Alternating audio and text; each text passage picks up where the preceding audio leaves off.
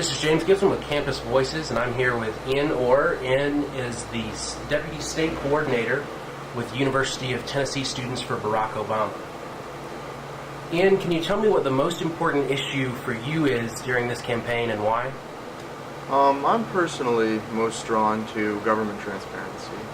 I feel like we've lived 8 years with a government who doesn't tell us what's going on, and I personally feel has intentionally misled us on certain issues. I think it's very important that in the future this can't happen. There's not an option for this to happen, and that's why I'm so drawn to the candidate that I'm involved in, because he pushes for having the most work on the floor be shown on C-SPAN. He's very much for having bills passed that don't allow for instability or underhanded movement. So that's what I feel is going to affect the future of our country the most. And Ian, what is it exactly that you do as a Deputy State Coordinator, and what has it been like for you to work on a campaign for the first time?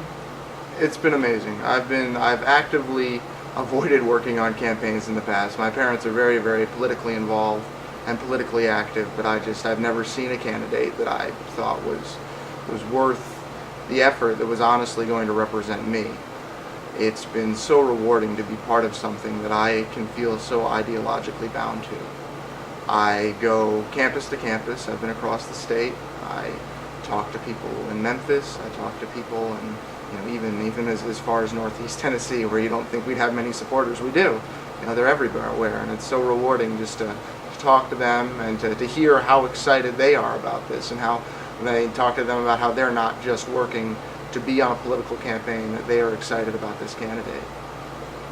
Can you tell me a little bit about what Barack Obama is doing for students and college students specifically?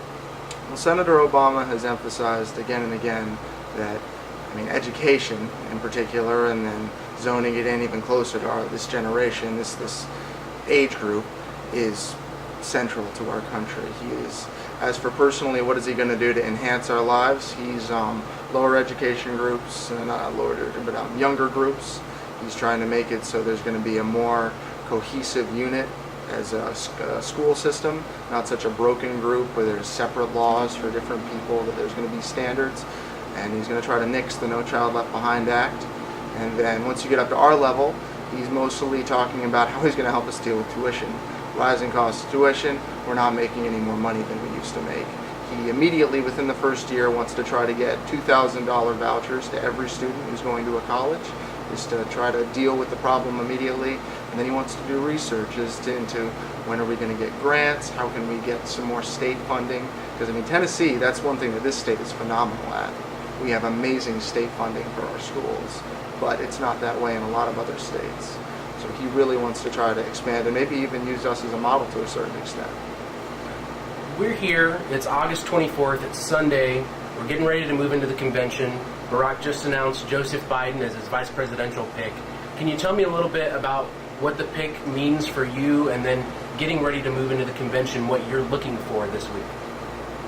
I think the pick of Joe Biden is just a wonderful example of who Barack Obama is as a man and as a politician. I think Joseph Biden shows that Barack Obama found a way to get some experience in his office and to get some positions that people question that he didn't really have. But at the same time, he didn't give in and say, all right, let's get an establishment Democrat in here. Let's get somebody who's gonna toe the party line.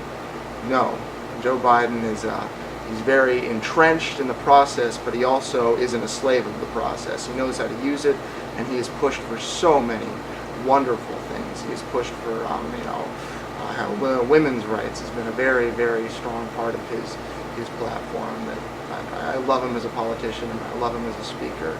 As for what do I want to get out of that pick for the campaign and what I want to get going into the convention, I think that he offers a new energy, which is great. He has a natural passion that Barack Obama, I know, can sometimes seem like he's riding above natural emotion. He's speaking as a great speaker, a great orator, Martin Luther King, a JFK, someone who's above the fray, and Joseph Biden's definitely right down there in the fray. So going into the convention, energy. That's what I think we need, and I think that's what we're going to get.